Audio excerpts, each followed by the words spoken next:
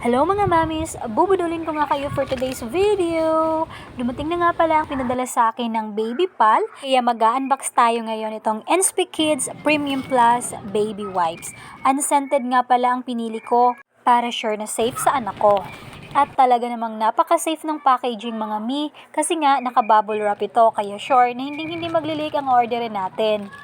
Hindi na nga tayo mabibitin sa wipes na to kasi ang dami niyang laman, 108 pieces. Napakamura nga nito sa halagang 39 pesos ay meron na tayong magagamit na pang matagalan na wipes mga mami kaya mag-check out na kayo nito. At i-rate ko to siya ng 10 out of 10 kasi nga 'di ba nakita nyo naman ang tibay niya at ang laki pa. Hindi talaga siya napupunit mga me kaya ito na talaga ang time para mag-check out na kayo sa yellow basket ko. Best po ito gamitin para sa mga newborns, hindi magkaka-allergy ang mga baby nyo dahil hypoallergenic at no parabens ang wipes na to mga mi. Pero syempre, ipapakita ko sa inyo kung paano ko ginamit to at kung paano ko siya gustong punitin pero ayaw talaga niyang mapunit mga mi.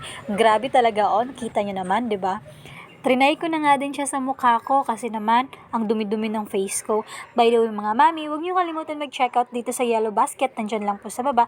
39 pesos lang po ito at 108 pieces ang laban. Hypoallergenic, no paraben free. Bye!